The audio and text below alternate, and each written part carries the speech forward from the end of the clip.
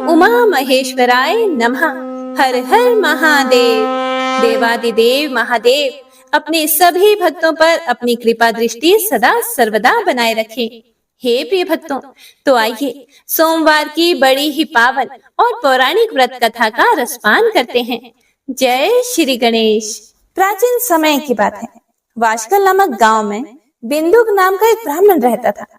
वह बहुत ही अधर्मी, दुरात्मा एवं महापापी था। उसकी पत्नी बहुत ही सुंदर थी। उसका नाम चंचुला था। वह सदा उत्तम धर्म का पालन करती थी, परंतु बिंदुक वैश्यगामी था। इस तरह कुकर्म करते हुए बहुत समय व्यतीत हो गया। उसकी पत्नी काम से पीड़ित होने पर भी, स्वधर्म नाश के भय से क्लेश सहकर भी काफी समय तक धर्म भ्रष्ट नहीं हुई, परंतु आगे चलकर वह भी अपने दुराचारी पति के आचरण से प्रभावित होकर दुराचारिणी और अपने धर्म से विमुख हो गई। इस तरह दुराचार में डूबे हुए उन पति पत्नी का बहुत सा समय व्यर्थ बीत गया। समय आने पर बिंदु की मृत्यु हो गई और वह नर्क में चला गया। बहुत दिनों तक नर्क के दुखों को भोग कर वह मूढ़ बुद्धि पापी विंध्य पर्वत पर भयंकर पिशाच हुआ। इधर उस दुराचारी बिंदुक के मर जाने पर वह चंचुला नामक स्त्री बहुत समय तक पुत्रों के साथ अपने घर में रहती रही। पति की मृत्यु के बाद वह भी अपने धर्म से गिरकर पर पुरुषों का संग करने लगी थी। एक दिन दैव योग से किसी पुण्य पर्व के आने पर चंचुला अपने भाई बंधुओं के साथ गोकर्ण क्षेत्र में गई। उसने तीर्थ के जल में स्नान किया एवं बंधुजनों के साथ इधर उधर घूमने लगी। घूमते घूमते वह एक देव मंदिर में गई। वहां उसने एक ब्राह्मण के मुख से भगवान शिव की परम पवित्र एवं मंगलकारी कथा सुनी। कथावाचक ब्राह्मण कह रहे थे कि जो स्त्रियां व्यभिचार करती हैं, वे मरने के बाद जब यमलोक जाती हैं, तब यमराज के दूत उन्हें तरह तरह से यंत्रणा देते हैं। ये सारे दंड इतनी वेदना देने वाले होते हैं कि जीव पुकार पुकार कर कहता है कि अब वह ऐसा नहीं करेगा, लेकिन यमदूत उसे छोड़ते नहीं। ब्राह्मण के मुख से यह वैराग्य बढ़ाने वाली कथा सुनकर चंचुला भय से व्याकुल हो गई। कथा समाप्त होने पर चंचुला ने कथा सुनाने वाले ब्राह्मण से कहा कि हे ब्राह्मण, धर्म को ना जानने के कारण मेरे द्वारा बहुत बड़ा दुराचार हुआ है। मेरे ऊपर कृपा कर मेरा उद्धार कीजिए। आपके प्रवचन को सुनकर मुझे इस संसार से वैराग्य हो गया है। मैं बुरे विषयों में फंसकर अपने धर्म से विमुख हो गई थी। हे ब्राह्मण देवता, आप मेरे गुरु हैं, आप ही मेरे माता पिता हैं। मैं आपकी शरण में आई हूँ। मुझ अबला का अब आप ही उद्धार कीजिए। इस प्रकार विलाप करती हुई चंचुला ब्राह्मण देवता के चरणों में गिर पड़ी। तब ब्राह्मण ने उसे कृपा पूर्वक उठाया और कहा, हे नारी, तुम सौभाग्यशाली हो जो भगवान शंकर की कृपा से तुमने वैराग्यपूर्ण शिव की कथा सुनकर समय से अपनी गलती का एहसास कर लिया है। तुम डरो मत और भगवान शिव की शरण में जाओ। उनकी परम कृपा से तुम्हारे सभी पाप नष्ट हो जाएंगे। मैं तुम्हें भगवान शिव की कथा सहित वह मार्ग बताऊंगा जिसके द्वारा तुम्हें सुख देने वाली उत्तम गति प्राप्त होगी। शिव कथा सुनने से तुम्हारी बुद्धि शुद्ध हो गई है और तुम्हें पश्चाताप हुआ है तथा मन में वैराग्य उत्पन्न हुआ है। पश्चाताप ही पाप करने वाले पापियों के लिए सबसे बड़ा प्रायश्चित है। पश्चाताप ही पापों का शोधक है। इससे ही पापों की शुद्धि होती है। शिव की कथा सुनने से चित्त की शुद्धि एवं मन निर्मल हो जाता है। शुद्ध चित्त में ही भगवान शिव व पार्वती का वास होता है और वह शुद्ध आत्मा पुरुष सदा शिव के पद को प्राप्त होता है। इस कथा का श्रवण सभी मनुष्यों के लिए कल्याणकारी है, इसीलिए इसकी आराधना व सेवा करनी चाहिए। यह कथा भव बंधन रूपी रोग का नाश करने वाली है। भगवान शिव की कथा सुनकर हृदय में उसका मनन करना चाहिए। इससे चित्त की शुद्धि होती है। चित्त शुद्धि होने से ज्ञान और वैराग्य के साथ महेश्वर की भक्ति निश्चय ही प्रकट होती है तथा उनके अनुग्रह से दिव्य मुक्ति प्राप्त होती है। हे ब्राह्मण पत्नी, तुम अन्य विषयों से अपने मन को हटाकर भगवान शंकर की इस परम पावन कथा को सुनो। इससे तुम्हारे चित्त की शुद्धि होगी और तुम्हें मोक्ष की प्राप्ति होगी। जो भी मनुष्य निर्मल हृदय से भगवान शिव के चरणों का चिंतन करता है, उसकी एक ही जन्म में मुक्ति हो जाती है। उस गोकर्ण नामक महाक्षेत्र में उन ब्राह्मण देवता के मुख से चंचुला शिव की भक्ति, ज्ञान और वैराग्य बढ़ाने वाली और मुक्ति देने वाली परम उत्तम कथा सुनकर कृतार्थ हो गई। उसका चित्त शुद्ध हो गया। वह अपने हृदय में शिव के सगुण रूप का चिंतन करने लगी। वह सदैव शिव के सच्चिदानंदमय स्वरूप का स्मरण करती थी। उसके बाद अपना समय पूर्ण होने पर चंचुला ने बिना किसी कष्ट के अपना शरीर त्याग दिया और वह शिव धाम को प्राप्त हुई। उसके सारे पाप धुल गए। गौरी उमा ने उसे प्रेम पूर्वक अपनी सखी बना लिया। चंचुला सुख पूर्वक भगवान शिव के धाम में उमा देवी की सखी के रूप में निवास करने लगी। एक दिन चंचुला आनंद में मगन उमा देवी के पास गई और दोनों हाथ जोड़कर उनकी स्तुति करने लगी। तब शंकर प्रिया भक्त वत्सला उमा देवी ने बड़े प्रेम से कहा कि हे सखी चंचुला, मैं तुम्हारी स्तुति से बहुत प्रसन्न हूँ। बोलो, क्या वर मांगती हो? चंचुला बोली, हे गिरिराज नंदिनी, मेरे पति बिंदुक इस समय कहाँ है?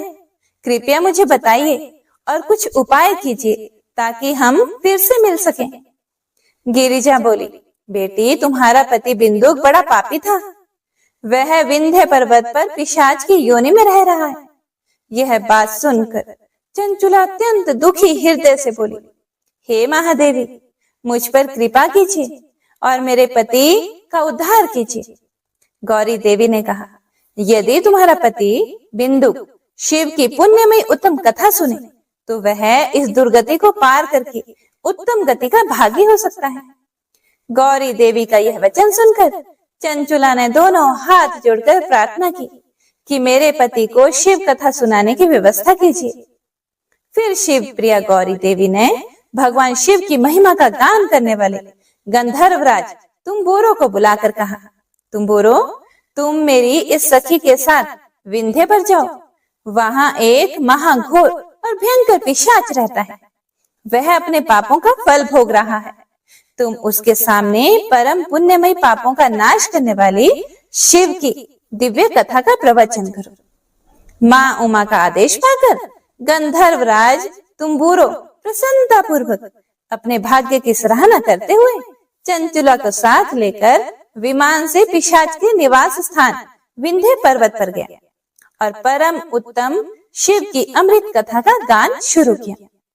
परम पुण्यमय शिव कथा को सुनकर पिशाच सभी पापों से मुक्त हो गया और उसने पिशाच शरीर का त्याग कर दिया और दिव्य देहधारी होकर बिंदुक अपनी पत्नी चंचुला के साथ स्वयं भी भगवान शिव का गुणगान करने लगा। उसका मन परम आनंद से परिपूर्ण हो गया। बिंदुक अपनी पत्नी चंचुला के साथ विमान में बैठकर शिवपुरी की ओर चल दिया और शीघ्र ही शिव धाम पहुंच गया। भगवान शिव व देवी पार्वती ने उसे अपना पार्षद बना लिया। दोनों पति पत्नी सुख पूर्वक भगवान महेश्वर एवं देवी गौरी के श्री चरणों में अविचल निवास पाकर धन्य हो गए। तो प्रेम से बोले शिव शिवा की जय। एक अन्य कथा के अनुसार एक बार की बात है, किसी नगर में एक बहुत ही धनी व्यापारी रहता था। दूर दूर के नगरों तक उसका व्यापार बहुत फैला हुआ था। नगर के सभी लोग उस व्यापारी का बहुत सम्मान करते थे। उसके पास सब कुछ था। इतना सब कुछ संपन्न होने के बाद भी वह व्यापारी बहुत दुखी रहता था।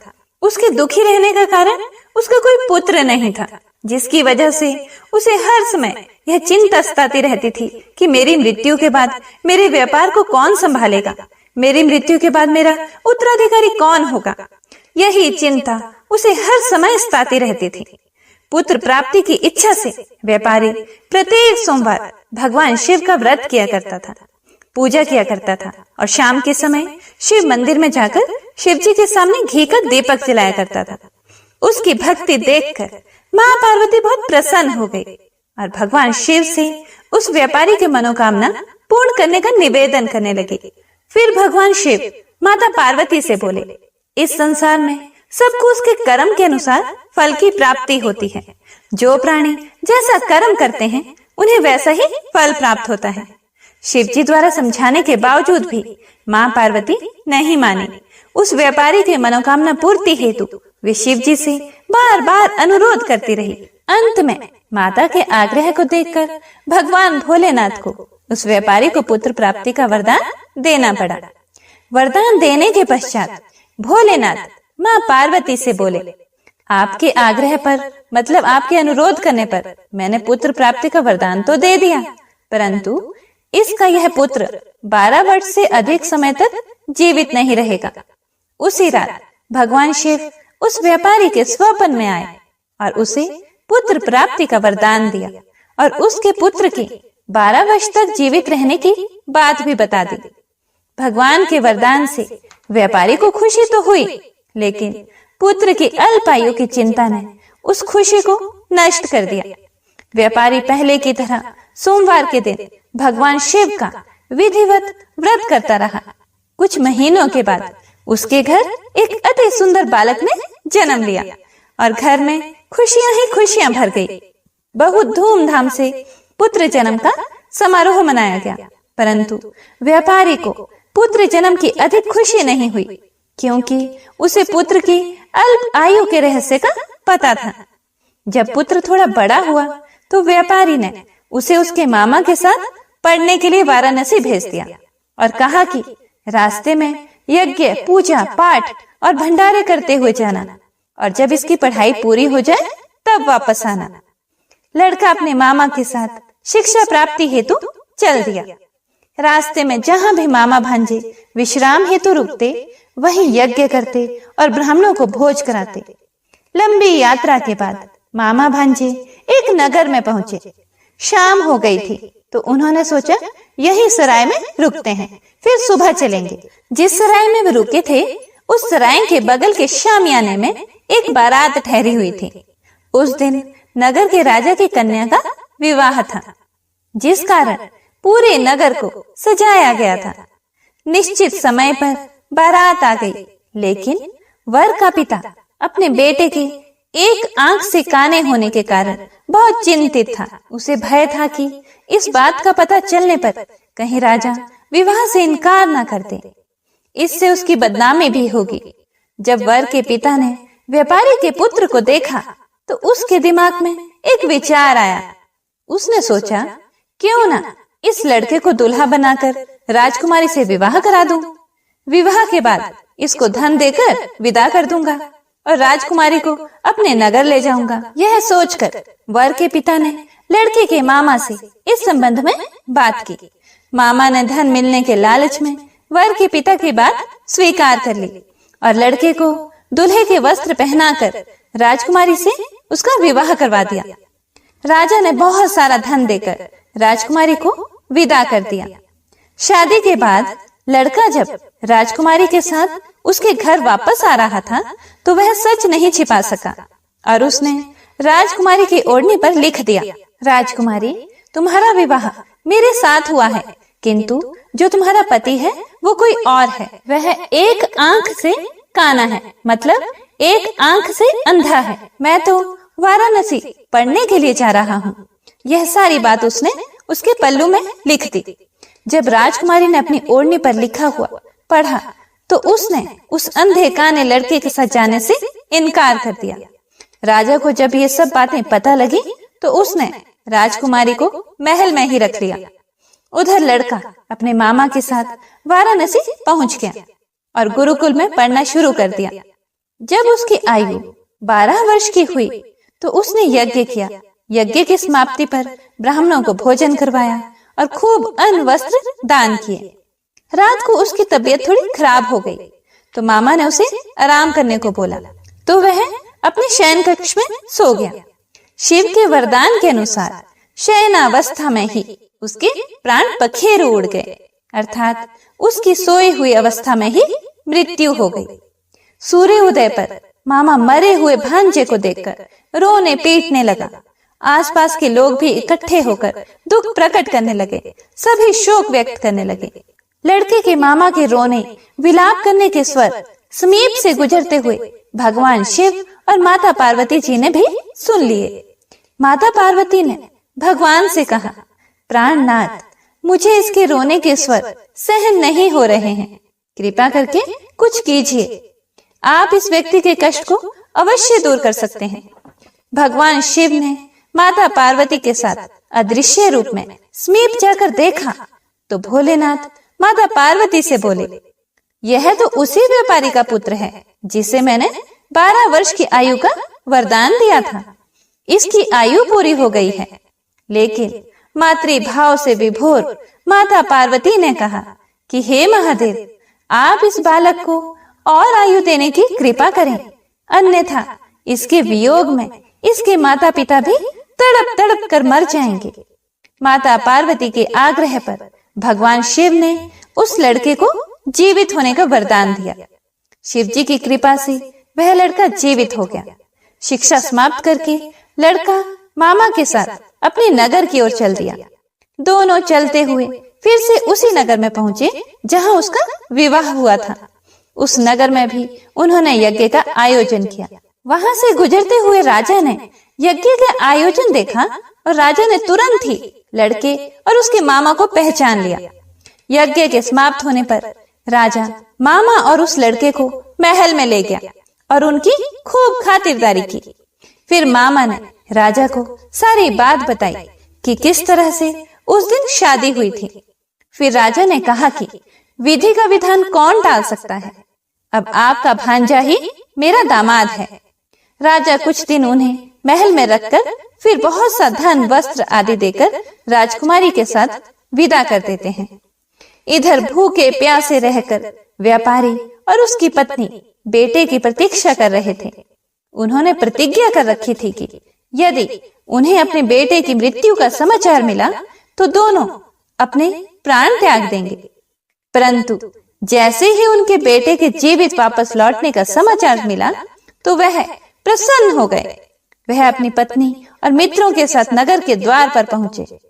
अपने बेटे के विवाह का समाचार सुनकर पुत्र वधू राजकुमारी को देखकर उसकी खुशी का ठिकाना न रहा।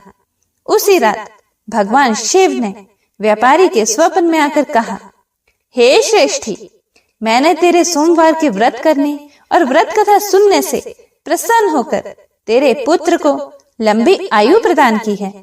पुत्र की लंबी आयु जानकर व्यापारी बहुत प्रसन्न हुआ। शिव भक्त होने तथा सोमवार का व्रत करने से व्यापारी की सभी मनोकामनाएं पूर्ण हुई। इसी प्रकार जो भक्त सोमवार का विधिवत व्रत करते हैं और व्रत कथा सुनते हैं, उनकी सभी इच्छाएं पूरी होती हैं। हे भोलेनाथ, हे शिव शंकर, हे माता पार्वती, कथा सुनने वाले, कथा को सुनाने वाले और हुंकारा भरने वाले सभी की मनोकामनाएं पूरी करना। कथा अधूरी हो तो पूरी करना, पूरी हो तो मान करना। तो आइए भक्तों, सुनते हैं सबका मंगल करने वाली 16 सोमवार व्रत की बड़ी ही पावन कथा को। प्राचीन समय की बात है। मृत्यु लोक में भ्रमण करने की इच्छा करके एक समय श्री भूतनाथ महादेव जी माता पार्वती के साथ मृत्यु लोक में पधारे। वहां वे भ्रमण करते करते विदर्भ देशांतर्गत अमरावती नाम की अति रमणीक नगरी में पहुंचे।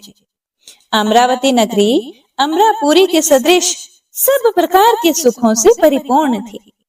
उसमें वहां के महाराजा द्वारा बनाया हुआ अति रमणीक शिव जी का मंदिर था। उसमें भगवान शंकर भगवती पार्वती के साथ उस मंदिर में निवास करने लगे। हे प्रिय भक्तगणों, एक समय माता पार्वती ने प्राणपति को प्रसन्न देखकर मनोविनोद करने की इच्छा से बोली, हे महाराज, आज तो हम दोनों चौसर खेलेंगे। शिव जी ने प्राण प्रिया की बात को मान लिया और चौसर खेलने लगे। उसी समय इस स्थान पर मंदिर का पुजारी ब्राह्मण मंदिर में पूजा करने को आया। माता पार्वती ने ब्राह्मण से प्रश्न किया कि पुजारी जी बताओ कि इस बाजी में दोनों में से किसकी जीत होगी। ब्राह्मण ने बिना सोचे विचारे ही शीघ्रता से बोल दिया कि महादेव जी की ही जीत होगी। थोड़ी ही देर में बाजी समाप्त हो गई और पार्वती जी की विजय हुई। अब तो पार्वती जी ब्राह्मण को झूठ बोलने के अपराध के कारण श्राप देने को तत्पर हुई। तब महादेव जी ने पार्वती जी को बहुत समझाया, परंतु उन्होंने ब्राह्मण को कोढ़ी होने का श्राप दे दिया। कुछ समय के बाद पार्वती जी के श्रापवश पुजारी के शरीर में कोढ़ पैदा हो गया। इस प्रकार पुजारी अनेक प्रकार से दुखी रहने लगा। इस तरह के कष्ट भोगते हुए पुजारी को जब बहुत दिन हो गए तो एक दिन देवलोक की अप्सराएं शिवजी की पूजा करने उसी मंदिर में पधारी और पुजारी के कष्ट को देखकर बड़े दया भाव से उससे रोगी होने का कारण पूछने लगे। तब पुजारी ने निसंकोच सब बातें उनसे कह दी। फिर वे अप्सराएं बोली कि हे पुजारी जी, अब आप अधिक दुखी मत होना। भगवान शिव जी आपके कष्ट को दूर कर देंगे। अब आप सब व्रतों में श्रेष्ठ 16 सोमवार का व्रत भक्ति भाव से करो। तब पुजारी अप्सराओं से हाथ जोड़कर विनम्र भाव से 16 सोमवार व्रत की विधि पूछने लगे। अप्सराएं बोली कि जिस दिन सोमवार हो उस दिन भक्ति के साथ व्रत करें, स्वच्छ वस्त्र पहने, संध्या व उपासना के बाद आधा सेर गेहूं का आटा लें, उसके 3 अंग बना लें और घी, गुड़, दीप, नैवेद्य, पुंगी फल, बेलपत्र, जनेऊ जोड़ा, चंदन, अक्षत, पुष्प आदि के द्वारा प्रदोष काल में भगवान शंकर का विधि से पूजन करें। उसके बाद 3 अंगों में से एक शिव जी को अर्पण करें, बाकी 2 को शिव जी का प्रसाद समझकर उपस्थित जनों में बांट दें और अपने आप भी प्रसाद पावें। इस विधि से 16 सोमवार व्रत करें। तत्पश्चात 17वें सोमवार के दिन पाव सेर पवित्र गेहूं के आटे की बाटी बनावें, उसमें घी और गुड़ मिलाकर चूरमा बनावें और शिव जी का भोग लगाकर उपस्थित भक्तों में बांटें और अपने सपरिवार भी प्रसाद ले लें। तो भगवान शिव जी की कृपा से उसके मनोरथ पूर्ण हो जाते हैं। हे प्रिय भक्तजनों, ऐसा कहकर अप्सराएं स्वर्ग को चली गईं। ब्राह्मण ने यथा विधि 16 सोमवार व्रत किया तथा भगवान शिव जी की कृपा से रोग मुक्त होकर आनंद से रहने लगा। कुछ दिन के बाद जब फिर से शिव जी और पार्वती उसी मंदिर में पधारे, तब ब्राह्मण को निरोग देखकर पार्वती माता ने ब्राह्मण से रोग मुक्त होने का कारण पूछा। तो ब्राह्मण ने 16 सोमवार व्रत कथा कह सुनाई। तब तो पार्वती जी अति प्रसन्न होकर ब्राह्मण से व्रत की विधि पूछकर स्वयं व्रत करने को तत्पर हुई।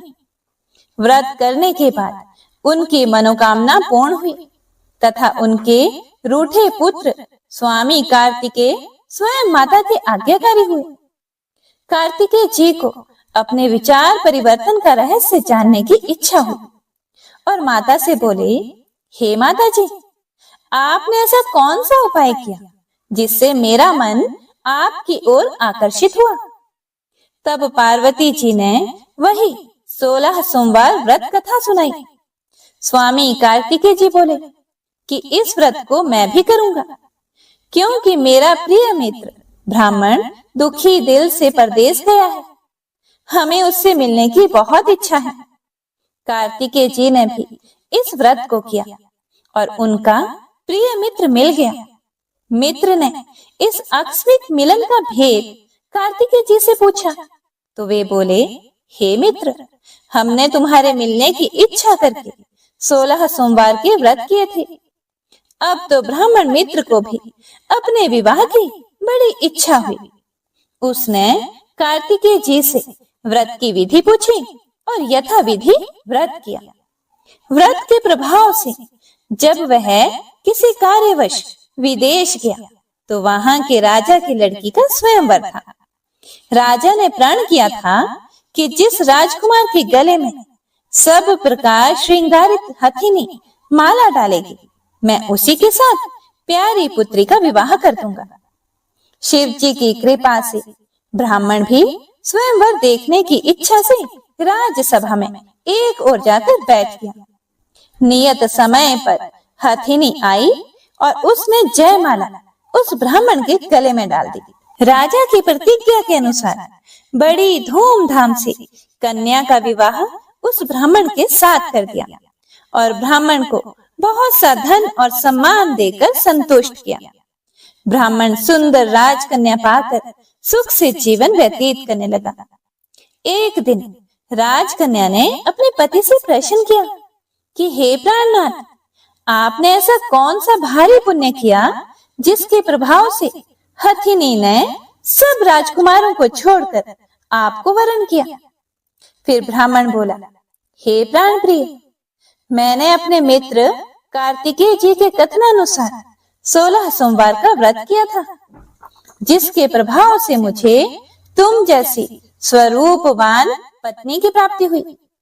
व्रत की महिमा को सुनकर राजकन्या को बड़ा आश्चर्य हुआ और वह भी पुत्र की कामना करके व्रत करने लगी। शिव जी की दया से उसके गर्भ से एक अति सुंदर, सुशील, धर्मात्मा और विद्वान पुत्र उत्पन्न हुआ। माता पिता दोनों उस देव पुत्र को पाकर अति प्रसन्न हुए और उसका लालन पालन भली प्रकार से करने लगे। जब पुत्र समझदार हुआ तो एक दिन उसने अपनी माता से प्रश्न किया कि हे माता, आपने कौन सा तप किया है जो मेरे जैसा पुत्र आपके गर्भ से उत्पन्न हुआ। फिर माता ने पुत्र का प्रबल मनोरथ जान के अपने किए हुए 16 सोमवार व्रत को विधि के सहित पुत्र के सामने प्रकट किया।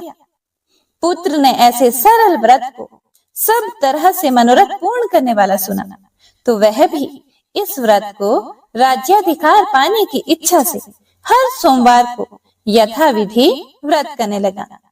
उसी समय एक देश के वृद्ध राजा के दूतों ने आकर उसका एक राजकन्या के लिए वरण किया। राजा ने अपनी पुत्री का विवाह ऐसे सर्वगुण संपन्न ब्राह्मण युवक के साथ करके बड़ा सुख प्राप्त किया। वृद्ध राजा के दिवंगत हो जाने पर यही ब्राह्मण बालक गद्दी पर बैठाया गया, क्योंकि दिवंगत राजा के कोई पुत्र नहीं था। राज्य का अधिकारी होकर भी वह ब्राह्मण पुत्र अपने 16 सोमवार के व्रत को करता रहा। जब 17वां सोमवार आया तो विप्र पुत्र ने अपनी प्रियतमा से सब पूजन सामग्री लेकर शिव पूजा के लिए शिवालय में चलने के लिए कहा, परंतु प्रियतमा ने उसकी आज्ञा की परवाह नहीं की और दास दासियों द्वारा सब सामग्रियां शिवालय भिजवा दी और अपने आप नहीं गई। जब राजा ने शिव जी का पूजन समाप्त किया तब एक आकाशवाणी राजा के प्रति हुई। राजा ने सुना कि हे राजा, अपनी इस रानी को राजमहल से निकाल दे, नहीं तो तेरा सर्वनाश कर देगी। आकाशवाणी को सुनकर राजा के आश्चर्य का ठिकाना नहीं रहा और तत्काल ही मंत्रणा गृह में आकर अपने सभासदों को बुलाकर पूछने लगा कि हे मंत्रियों, मुझे आज शिव जी की आकाशवाणी हुई है कि राजा तू अपनी इस रानी को निकाल दे, नहीं तो ये तेरा सर्वनाश कर देगी। मंत्री आदि सब बड़े विस्मय और दुख में डूब गए, क्योंकि जिस कन्या के साथ राज्य मिला है राजा उसी को निकालने का जाल रचता है, यह कैसे हो सकेगा। हे भक्तों, राजा ने अपनी पत्नी को उस नगर से राज्य से निकाल दिया। रानी दुखी हृदय से भाग्य को कोसती हुई नगर से बाहर चली गई। बिना पद त्राण, फटे वस्त्र पहने, भूख से दुखी धीरे धीरे चलकर एक नगर में पहुंची। वहां एक बुढ़िया सूत काट कर बेचने को जाती थी। रानी की करुण दशा देखकर बोली, चल तू मेरा सूत बिकवा दे। मैं वृद्ध हूँ, भाव नहीं जानती हूँ। ऐसी बात बुढ़िया की सुनकर रानी ने बुढ़िया के सर से सूत की गठड़ी उतारकर अपने सर पर रख ली। हे भक्तगणों, थोड़ी ही देर बाद आंधी आई और बुढ़िया का सूत पोटली के सहित उड़ गया। बेचारी बुढ़िया पछताती रह गई और रानी को अपने साथ से दूर रहने को कह दिया। अब रानी एक तेली के घर गई तो तेली के सब मटके शिव जी के प्रकोप के कारण चटक गए। ऐसी दशा देखकर तेली ने रानी को अपने घर से निकाल दिया।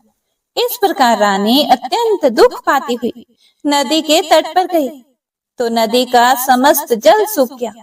तत्पश्चात रानी एक वन में गई। वहां जाकर नदी में सीढ़ी से उतरकर पानी पीने को गई। उसके हाथ से जैसे ही जल स्पर्श हुआ, वैसे ही नदी का नील कमल के समान जल असंख्य कीड़ों में गंदा हो गया। रानी ने भाग्य पर दोषारोपण करते हुए उस जल को पी लिया। उसके बाद पेड़ की शीतल छाया में विश्राम करने लगी। वह रानी जिस पेड़ के नीचे जाती, उस पेड़ के पत्ते तत्काल ही गिरते। वन, सरोवर, जल की ऐसी दशा देखकर गौ चराते ग्वालों ने अपने गोसाई जी से, जो उस जंगल में स्थित मंदिर में पुजारी थे, ये बात कही। गोसाई जी के आदेशानुसार ग्वाले रानी को पकड़कर गोसाई के पास ले गए। रानी के मुख कांति और शरीर शोभा देखकर गोसाई जी समझ गए कि यह अवश्य ही कोई विधि की गति की मारी कोई कुलीन अबला है। ऐसा सोचकर पुजारी जी ने रानी के प्रति कहा कि हे पुत्री, मैं तुमको पुत्री के समान रखूंगा। तुम मेरे आश्रम में ही रहो। मैं तुमको किसी प्रकार का कष्ट नहीं होने दूंगा। गोसाई के ऐसे वचन सुनकर रानी को धीरज हुआ और आश्रम में रहने लगी। परंतु आश्रम में रानी जो भोजन बनाती, उसमें कीड़े पड़ जाते। जल भर के लाती, उसमें कीड़े पड़ जाते। अब तो गोसाई जी भी दुखी हुए और रानी से बोले कि हे बेटी, तेरे पर कौन से देवता का कोप है जिससे तेरी ऐसी दशा है? पुजारी की बात सुनकर रानी ने शिव जी की पूजा करने ना जाने की कथा सुनाई तो पुजारी ने शिव जी महाराज की अनेक प्रकार से स्तुति करते हुए रानी के प्रति बोले कि हे पुत्री, तुम सब मनोरथों के पूर्ण करने वाले 16 सोमवार व्रत को करो। उसके प्रभाव से अपने कष्ट से मुक्त हो सकोगी। गोसाई की बात सुनकर रानी ने 16 सोमवार व्रत को विधिवत संपन्न किया और 17वें सोमवार को विधि विधान से पूजन किया। पूजन के प्रभाव से राजा के हृदय में विचार उत्पन्न हुआ कि रानी को गए बहुत समय व्यतीत हो गया है, ना जाने कहां कहां भटकती होंगी, उन्हें ढूंढना चाहिए। यह सोचकर रानी को तलाश करने के लिए चारों दिशाओं में दूत भेजे गए। वे दूत तलाश करते हुए पुजारी जी के आश्रम में रानी को पाकर पुजारी से रानी को मांगने लगे। परंतु पुजारी ने उनसे मना कर दिया तो दूत चुपचाप लौट गए और आकर महाराज के सम्मुख रानी का पता बतलाने लगे। रानी का पता पाकर राजा स्वयं पुजारी के आश्रम में गए और पुजारी से प्रार्थना करने लगे कि हे महाराज, जो देवी आपके आश्रम में रहती हैं, वह मेरी पत्नी है। शिव जी के कोप से मैंने इनको त्याग दिया था। अब इस पर से शिव का प्रकोप शांत हो गया है, इसीलिए मैं इन्हें लेने आया हूँ। आप इन्हें मेरे साथ चलने की आज्ञा दे दीजिए। हे भक्तगणों, गोसाई जी ने राजा के वचन को सत्य समझकर रानी को राजा के साथ जाने की आज्ञा दे दी। गोसाई की आज्ञा पाकर रानी प्रसन्न होकर राजा के साथ महल में आ गई। नगर में अनेक प्रकार के बधावे बजने लगे। नगर निवासियों ने नगर के दरवाजों पर तोरण व बंधनवारों से विविध विधि से नगर सजाया। घर घर में मंगल गान होने लगे। पंडितों ने विविध वेद मंत्रों का उच्चारण करके अपनी राज रानी का आवाहन किया। ऐसी अवस्था में रानी ने पुनः अपनी राजधानी में प्रवेश किया। महाराज ने अनेक तरह से ब्राह्मणों को दान आदि देकर संतुष्ट किया। याचकों को धन धान्य दिया। नगरी में स्थान स्थान पर सदा व्रत खुलवाए, जहां भूखों को खाने को मिलता था। इस प्रकार से राजा शिव जी की कृपा का पात्र हो राजधानी में रानी के साथ अनेक तरह के सुखों का भोग करते सोमवार व्रत करने लगे। विधिवत शिव पूजन करते हुए लोक में अनेकानेक सुखों को भोगने के पश्चात शिवपुरी को पधारे। ऐसे ही जो भी मनुष्य मन वचन कर्म द्वारा भक्ति सहित सोमवार का व्रत व पूजन इत्यादि विधिवत करता है, वह इस लोक में समस्त सुखों को भोगकर अंत में शिवपुरी को प्राप्त होता है। यह व्रत सब मनोरथों को पूर्ण करने वाला है। हे भोलेनाथ, कथा को सुनने वाले, सुनाने वाले और हुंकारा भरने वाले सभी पर अपनी कृपा दृष्टि बनाए रखना, सभी के मनोरथ पूर्ण करना। तो प्रेम से बोले शिव जी भगवान की जय, पार्वती माता की जय।